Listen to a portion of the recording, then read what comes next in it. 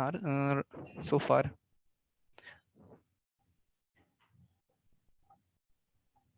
Hello.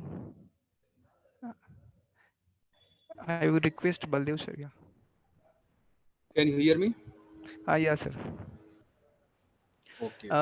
Sir, I want you to just summarize everything that you saw here in this webinar and share your own views about how to start it.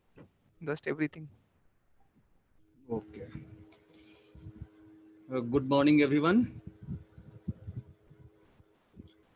हाँ, मुझे जिस तरह का अभी हम पूरा watch कर रहे थे, पूरा जो है हम सुन रहे थे कि कोडिंग पे या फिर प्रोग्रामिंग पे किस तरह का जो है बेसिक होना चाहिए, क्या क्या प्रॉब्लम्स आते हैं, कैसे कैसे लोग जो है प्रॉब्लम फेस किया, फिर उस प्रॉब्लम को कैसे ओवरकम किया।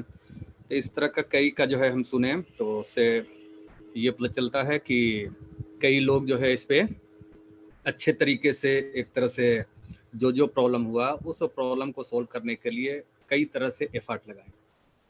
तो बहुत अच्छी बात है। और हम नव प्रयास की तरफ से नव प्रयास को ये आभार प्रकट करते हैं कि इस तरह का अपॉर्चुनिटी जो है वो कई स्टूडेंट्स को दिया गया, ताकि जो है वो बेसिक जो होता है कि बेसिक कैसे जो है ये सब तैयार किया जाता है, क्या क्या चीज़ जो है होना चाहिए जिसके आधार पे कोडिंग या प्रोग्रामिंग जो है अपना लेवल बढ़ाया जा सके, और क्या क्या परेशानी आता है। कोई भी चीज़ होता है तो उसमें प्रॉब्लम आएगा ही आएगा, और बिना प्रॉब्लम का जो है उसका फिर सॉल्यूशन, और जब प्रॉब्लम आता है तो फिर सॉल्यूशन के लिए एफर्ट लगाया जाता है, और सही तरीके से एफर्ट लगाया जाएगा तो उसका जो है रिजल्ट मिलना ही मिलना है। तो कई लोग को हम सुने कि किस तरह से जो है अपने कॉलेज लाइफ में क्या क्या चीज़ हुआ, कैसे कैसे जो है वो अपना एफर्ट लगाएं। तो जिस समय हम पढ़ते थे वो तो खैर बहुत पुराना दौर है, एक तरह से बोला जा सकता है कि एक जनरेशन गैप हो गया है, मतलब एक जनरेशन का डिफरेंस हो गया है, क्योंकि जितने भी अब हैं वो लगभग मतलब मेरे से नीचे जनरेशन के सब है। तो पहले जिस तरह का जो मतलब एक तरह से रिसोर्सेज थे, वो रिसोर्सेज और आपके रिसोर्सेज में बहुत का डिफरेंस हो गया। अब का ये देख रहे हैं कि कई सारा चीज़ जो है वो ऑनलाइन अवेलेबल हो जाता है, कई सारे साइट्स हैं, उसके आधार पे जो है कई चीज़ सभी तरह के सभी लेवल के, सभी लेवल का मतलब हो गया कि मतलब बिगनिंग लेवल हो गया, फिर उससे जो है एवरेज लेवल का हो गया, फिर उससे जो है और हार्ड लेवल का है, सब तरह का उसमें फीचर्स मिल जाता है, सॉल्यूशन मिल जाता है। तो इससे जो है पढ़ने में भी आसानी हो गई, और साथ में नया नया टेक्नोलॉजी, नया नया चीज़ जो है सीखने का भी मौका ईजी तरीके से मिल रहा है। लेकिन जिस समय हम पढ़ते थे या जिस समय मेरे पीढ़ी के लोग पढ़ते थे तो उस समय क्या था कि इंटरनेट ये सब जो है उतना ज़्यादा अवेलेबल नहीं था। वो सब एक तरह से ये देखा जाए कि उस समय इंटरनेट वगैरह का पढ़ने का जो है कोई सिस्टम नहीं था, एकदम ज़ीरो था। तो जो कुछ भी पढ़ना था केवल बुक से पढ़ना था, और बाकी जो टीचर पढ़ाएं और साथ में जो सीनियर्स हैं वो अपना सीनियर्स हेल्प करते थे, और सीनियर अपने तरीके से गाइडलाइन देते थे। तो काफ़ी अनुभव मेरा भी रहा, पढ़ने के दौरान काफ़ी अनुभव रहा, फिर कुछ जॉब भी किए, और उसके बाद फिर टीचिंग लाइन में आए। टीचिंग लाइन में तो काफ़ी लंबा जो है मेरा एक तरह से एक्सपीरियंस है, लगभग 12 साल हो गया है टीचिंग करते करते। और इससे कई चीज़ ये पता चल रहा है, क्योंकि कंप्यूटर साइंस से बिलोंग करते हैं तो एक तरह से प्रोग्रामिंग का ही ज़्यादा पार्ट हम पढ़ाते हैं, प्रोग्रामिंग ही मेरा एक तरह से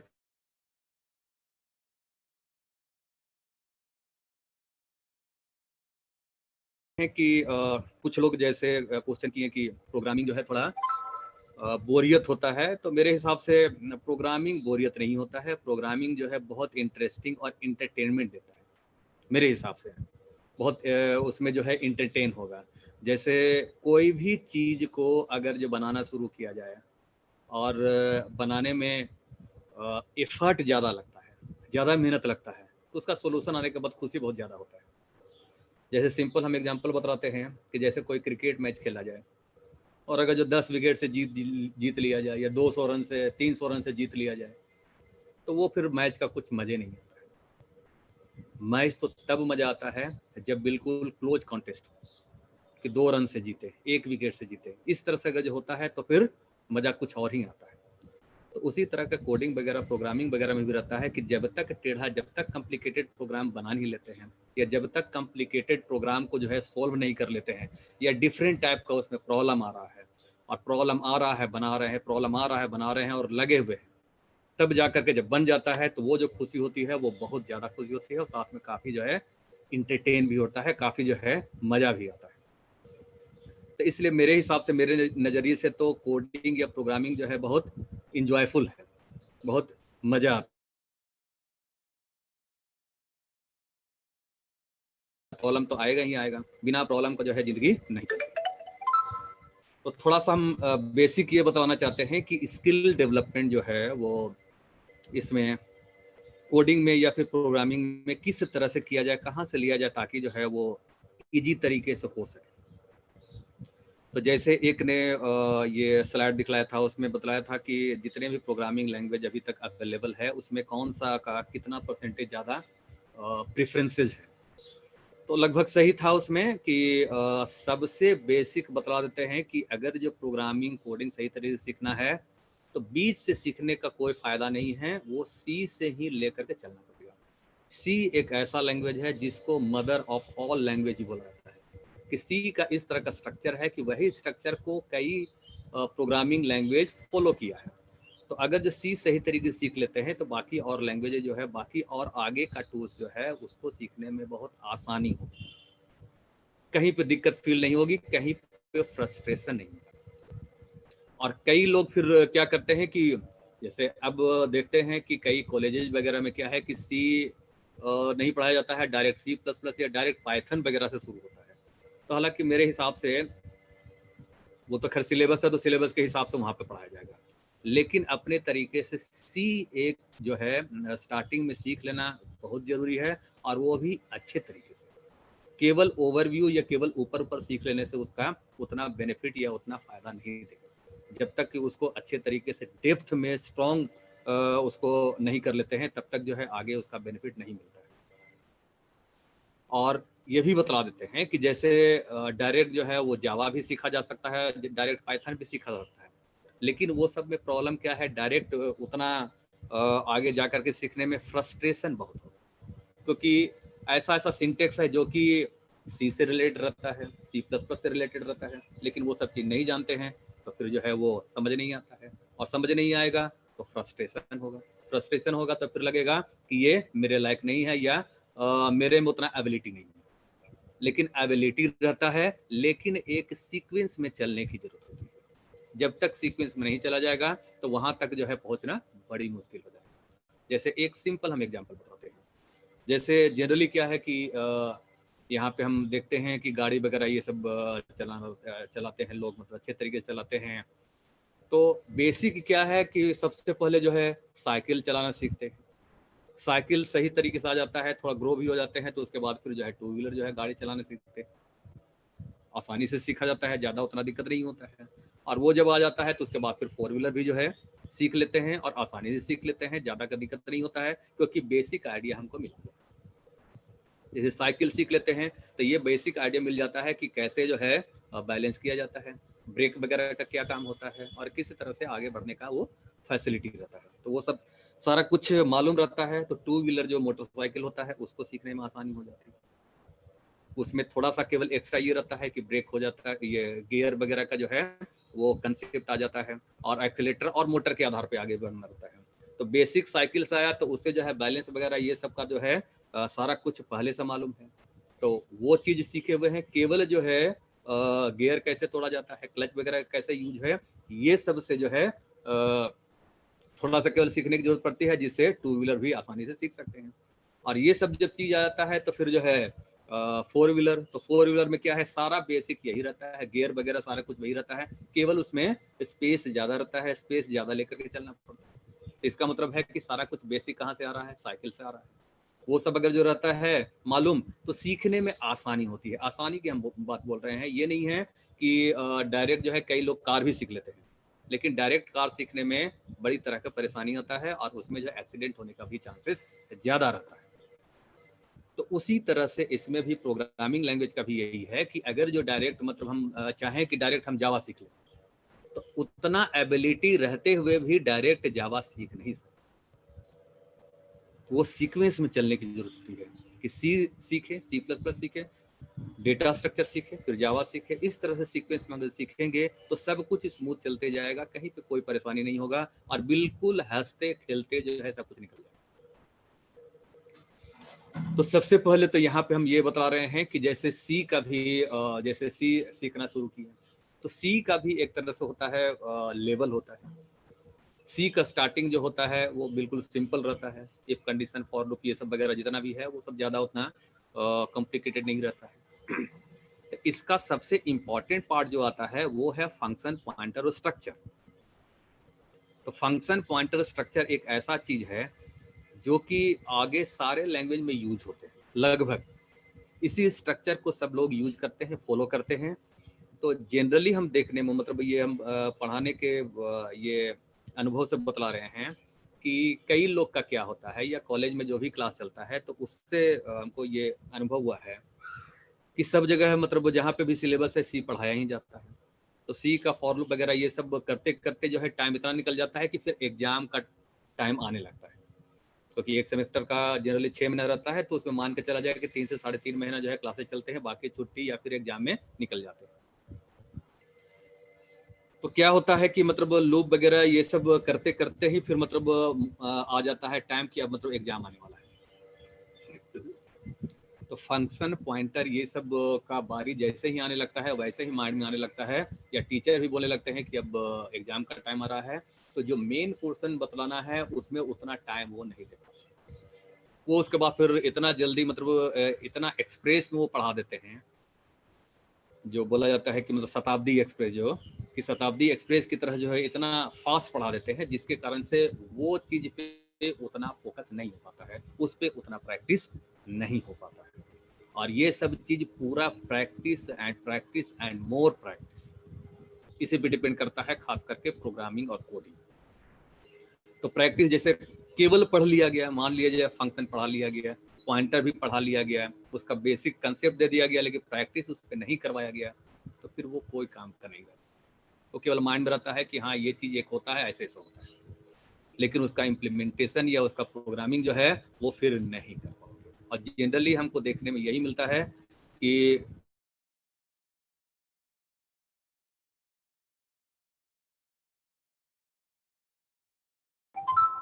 ये तो बतला देता है कि हाँ पढ़े हुए हैं, सी वगैरह सारा कुछ पढ़े हुए हैं, लेकिन जैसे ही आते हैं कि पॉइंटर फंक्शन का क्या पोजीशन है, तो कहता है कि हाँ पढ़े हुए हैं।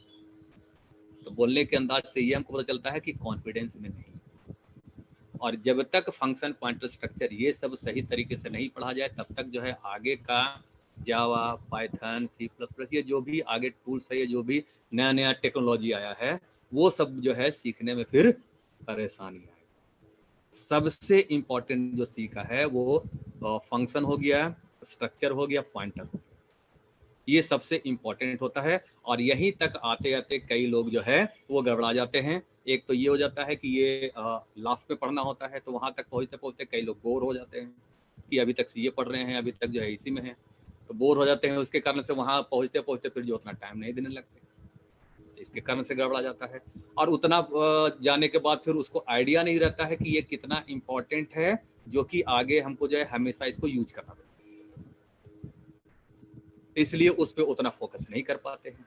जो ये समझ लेते हैं, या टीचर बार बार ये बतलाते तो रहते हैं कि फंक्शन पॉइंटर ये सब कितना इम्पोर्टेंट है, लेकिन कुछ लड़के ये रहते हैं, इग्नोर करते रहते हैं कि टीचर का तो काम ही होता है कि मतलब सारे कुछ को इम्पोर्टेंट ही बताना है, लेकिन वास्तव में वो सब बहुत इंपॉर्टेंट रहता है। और जो इस चीज को समझ लेता है और अच्छे तरीके से पढ़ लेता है, आगे बहुत जल्दी जो है वो कोडिंग में ऊपर जाता है।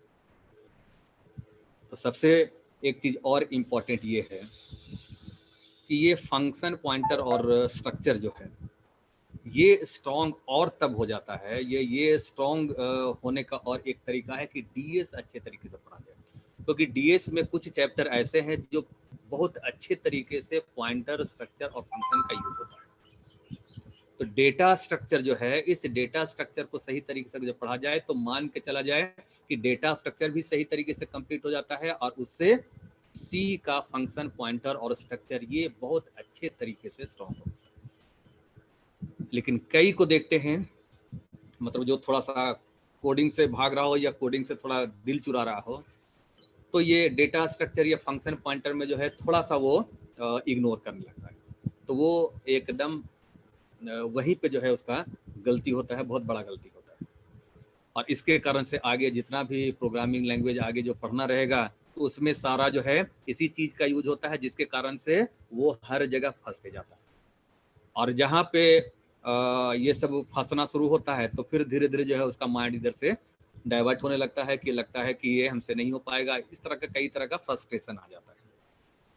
तो इसलिए मेरा ये कहना है कि बेसिक जो है सी, वो सारे लैंग्वेज का एक तरह से अभी बतलाएं कि मदर ऑफ ऑल लैंग्वेज है। तो सी को अच्छे तरीके से और खास करके पॉइंटर, स्ट्रक्चर और फंक्शन ये अच्छे तरीके से पढ़ना चाहिए। और इसके लिए प्रैक्टिस भी करना चाहिए। प्रैक्टिस सबसे इम्पोर्टेंट है, बिना प्रैक्टिस का ये नहीं हो सकता है। और और भी कई लोग ने बतलाया कि प्रैक्टिस एंड प्रैक्टिस, तो प्रैक्टिस तो सबसे इम्पोर्टेंट है।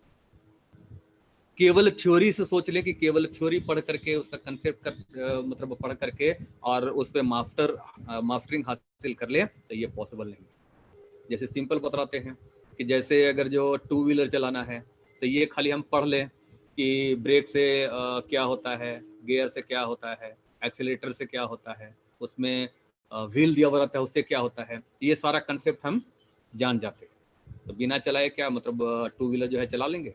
नहीं चला पाएंगे, बिल्कुल नहीं चला पाएंगे। इसका मतलब उसको चला करके प्रैक्टिस करना पड़ेगा। जितना प्रैक्टिस करेंगे उतना अच्छे तरीके से उसको चला सकते हैं। तो उसी तरीके से प्रोग्रामिंग का यही है कि जितना प्रैक्टिस किया जाए उतना ज़्यादा उसमें जो है परफेक्शन आएगा। और धीरे धीरे करके सीक्वेंस में बढ़ना है। सीक्वेंस बहुत बड़ा इंपॉर्टेंट रोल निभाता है। सीक्वेंस अगर जो उल्टा पुल्टा अगर जो रखते हैं, तो एबिलिटी रहते हुए भी और मेहनत करते हुए भी जो चीज़ हासिल होना चाहिए वो हासिल नहीं हो पाएगा। जैसे बोला जाता है कि एक मेहनत कर रहा है लेकिन तब भी जो है गोल तक नहीं पहुंच रहा है, तो उसका रीजन ये रहता है कि मेहनत वो प्रॉपर वे में होना चाहिए। तब जा करके इसका मतलब है कि सही गाइडेंस में अगर जो मेहनत किया जाए तो वो फिर कहीं पे दिक्कत नहीं होगा।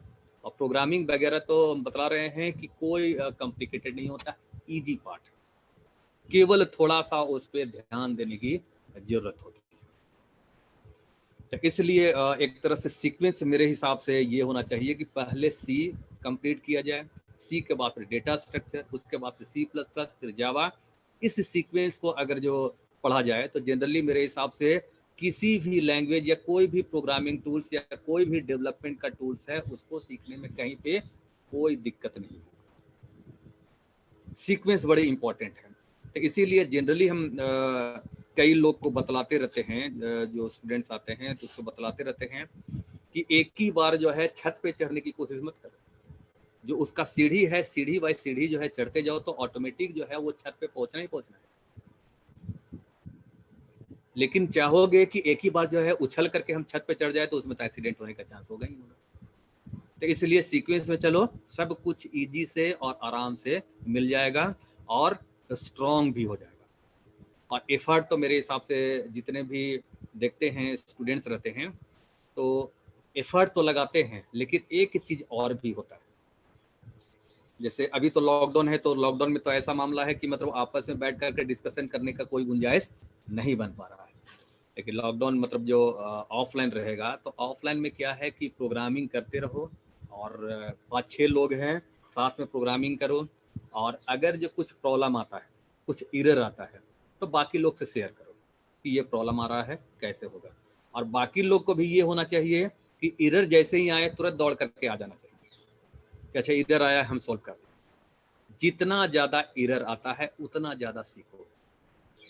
इसलिए एरर से कभी घबराना नहीं चाहिए कि कोई भी किसी भी तरह का कोई भी प्रोग्रामिंग लैंग्वेज है या कोई भी टूल्स है, उसमें अगर जो एरर आ जाता है तो कई लोग अरे बाप बड़ी एरर देता है, तो उससे फ्रस्ट्रेट होने की कोई ज़रूरत नहीं है। हम तो बोलते हैं कि जितना एरर आएगा उतना ज़्यादा सीखो। इसलिए एरर भी आना जरूरी है। एरर आता है, और सबसे और एक चीज क्या रहता है कि कंबाइंड डिस्कशन, मतलब जैसे अगर जो हॉस्टल में रहते हैं तो उसमें भी 3-4 लोग का ग्रुप रहता है, या ग्रुपिंग में ही लगभग लोग रहना पसंद करते हैं। तो अगर जो कोडिंग वाला ग्रुप है, मतलब प्रोग्रामिंग करने वाला ग्रुप है, तो उसमें बहुत बेनिफिट होता है कि कोई भी अगर जो प्रोग्रामिंग में गलती हो रहा है तो दूसरे से हम पूछ लेंगे, वो तुरंत बतला देगा। डिस्कशन वहाँ पे हो जाएगा कि यहाँ पे क्यों चीज़ प्रॉब्लम हो रहा था, क्या किए जिसके कारण से ये प्रॉब्लम दूर हो गया। तो इसलिए डिस्कशन आपस में होना बड़ी इम्पोर्टेंट। उससे कई तरह का, एक तो बताने वाले को भी क्लियर होता है कि इस तरह का भी प्रॉब्लम आएगा तो ऐसे सॉल्व होगा, और जो पूछा उसका तो खैर सॉल्यूशन मिल ही गया। तो ये सब इंपॉर्टेंट चीज है। इसके अलावा और बतलाते हैं कि जैसे कोई भी लैंग्वेज सीख लिया जाए, कोई भी टूल सीख लिया जाए, तो उसके बाद छोटा मोटा उससे रिलेटेड प्रोजेक्ट, या बोला जाए कि सॉफ्टवेयर जो छोटा मोटा होता है उसको बनाना चाहिए। छोटा मोटा प्रोजेक्ट बनाने से क्या होता है, एकदम बेसिक प्रोजेक्ट, ज़्यादा लंबा चौड़ा बनाने की जरूरत नहीं है। छोटा मोटा प्रोजेक्ट बनाओ, उससे क्या होता है कि वो बनाते बनाते बनाते एक तो प्रैक्टिस बहुत होता है, दूसरा में ऐसे ऐसे तरह के उसमें प्रॉब्लम आएंगे जो कि कभी सोचे नहीं कि ऐसा ऐसा प्रॉब्लम आता है। और जब वो प्रॉब्लम आएगा तो फिर उसमें एफर्ट लगाओगे ही लगाओगे, क्योंकि प्रोजेक्ट बना रहे हो तो एक माइंड में है कि इसको कंप्लीट करके हम दम लेंगे। तो उसके कारण से क्या है कि एफर्ट बढ़ जाता है, और साथ में ये भी माइंड में आता है कि सॉफ्टवेयर बनाने में क्या क्या जो है प्रॉब्लम आता है। तो कोई भी चीज, जैसे सी भी हो गया, सी में भी छोटा मोटा सॉफ्टवेयर या प्रोजेक्ट जो है उसमें भी फाइल हैंडलिंग के थ्रू बनाया जा सकता है। तो उसमें बेसिक वर्क के लिए अगर जो बना लेते हैं, जो बिगिनर एक तरह से, तो उससे भी क्या होता है कि कई तरह का प्रॉब्लम आने के कारण से उसमें कई जो है सॉल्यूशन फिर ढूंढना होता है, और सॉल्यूशन मिलना ही मिलना है। तो इसके कारण से भी प्रोग्रामिंग और कोडिंग का स्किल बहुत जो है ऊपर तक चले जाता है। इसके अलावा और बाकी लोग तो बतलाए हैं कि इसके लिए कई साइट है, उस पर जाकर के प्रैक्टिस करते रहना पड़ता है। और भी ये बतला देते हैं कि कोई भी ये सब चीज है तो एक गाइडलाइन भी कहीं ना कहीं से होते रहना, गाइडलाइन किसी के अंडर में। तो कॉलेज वगैरह में जनरली क्या है कि वहाँ पे जो है सीनियर रहते हैं, तो कोई ना कोई वैसे सीनियर को एक मतलब देखो जिनसे लगे कि हाँ इनको अच्छा नॉलेज है, या इनसे हमको ज़्यादा पड़ता है, तो उनके अंडर में काम किया कर। वो अपना गाइडलाइन देते जाएंगे, क्योंकि वो सीनियर होने का मतलब है कि वो सारा कुछ देख चुके हैं कि क्या क्या चीज़ होना चाहिए, और किस तरह से जो है पढ़ाई करना चाहिए, और क्या इम्पोर्टेंट है क्या इम्पोर्टेंट नहीं है। तो वो जो है सीनियर को मालूम रहता है, टीचर को मालूम रहता है। तो उसके कांटेक्ट में रहने से क्या होता है कि ये पता चलता है कि कोई भी चीज़ सीख रहे हैं वो कितना इम्पोर्टेंट है, वो मेरे लिए ज़रूरी है या नहीं। तो इसलिए एक गाइडलाइन का होना जरूरी है। वो कोई भी हो सकते हैं, अपना सीनियर को भी कर सकते हैं, कोई टीचर को भी कर सकते हैं। और एक फिर ये है कि एक कोडिंग मतलब प्रोग्रामिंग का ग्रुप होना चाहिए। मतलब थोड़ा सा ये कहीं पे भी कॉलेज में पढ़ने के लिए जाते हैं तो ऐसा मतलब कोशिश करना चाहिए कि जो ग्रुप बने उसमें प्रोग्रामिंग करने वाले रहे। तो उससे क्या है कि कई जगह पे डिस्कशन भी जो है प्रोग्रामिंग से रिलेटेड, कोडिंग से रिलेटेड होता है। तो इससे क्या है कि माइंड में जो है प्रोग्रामिंग कोडिंग का सारा कंसेप्ट आते रहता है कि ऐसे ऐसे बनाया गया है, उसने ऐसे बनाया है, इसने ऐसे किया। तो उससे जो है माइंड में कोडिंग से रिलेटेड कई चीज आते रहता है। हम तो पढ़ाते पढ़ाते ये भी स्टूडेंट्स को बोलते हैं कि मतलब इतना प्रैक्टिस करो कि जब सो तो नींद में भी लगे कि हम प्रोग्रामिंग का ही सॉल्यूशन जो है ढूंढ रहे हैं। तो वो लेवल अगर जो आ जाता है तो इसका मतलब है कि इंटरेस्ट अच्छे तरीके से आ गया है। इसका मतलब है कि और आगे जो है अच्छे तरीके से स्किल डेवलपमेंट होना ही। तो ये सब चीज़ें जो है बड़ी इम्पोर्टेंट है। इसके हिसाब से अगर जो कोई भी स्टूडेंट पढ़े या मतलब उस पर तैयारी करे तो स्किल जो है काफ़ी अच्छा उसका बन जाएगा। और कई लोग तो यहाँ पे हम सुने ही सब बतला ही रहा है कि कहीं पे भी मतलब अगर जो इंटरव्यू होता है या फिर मतलब प्लेसमेंट के लिए कंपनी आती है तो वो कोडिंग से ही रिलेटेड जो है पूछा जाता है। तो कोडिंग जब तक स्ट्रांग नहीं रहेगा तब तक जो है फिर उसमें क्लियर करना बड़ी मुश्किल हो जाता है। तो इसलिए ये सबको इग्नोर किया ही नहीं जा सकता है। तो यही सबसे इम्पोर्टेंट रहता है कि कैसे उसमें इंटरेस्ट आए। तो हम तो स्टार्टिंग में ही बता दिए थे कि ये सब जो है कंप्यूटर साइंस के लिए, या फिर जो है देखते हैं कि इलेक्ट्रिकल हो गया, इलेक्ट्रॉनिक्स हो गया, तो इस तरह के बच्चे जो होते हैं जो कंप्यूटर साइंस के अलावा भी हैं, जैसे इलेक्ट्रिकल है, इलेक्ट्रॉनिक्स है, वो भी ज़्यादातर देखते हैं कि कंप्यूटर साइंस में ही, मतलब सॉफ्टवेयर फील्ड में ही जा रहे हैं। तो उन लोग का भी ये है कि बेसिक जितना भी रहता है C++ डेटाबेस का जो भी है, वो नॉलेज उनको भी रखना जरूरी है। 2-3 चीज़ तो ऐसा है कि उसके बिना तो आगे बढ़ना संभव ही नहीं है। सी का हो गया, डेटा स्ट्रक्चर हो गया, C++ हो गया, ये एकदम बेसिक है। इसको तो सही तरीके से कंप्लीट करके जो है तभी आगे बढ़ा जा सकता है। और बाकी तो नया नया टेक्नोलॉजी आ गया है, तो उसका सबका बेसिक जो है वो मिलेगा यहीं से। तो ये सब अगर जो सीखा हुआ रहता है, तो कोई भी टेक्नोलॉजी, कोई भी टूल्स आता है, तो फिर उसको पढ़ने में या उसको सीखने में कोई दिक्कत नहीं होती।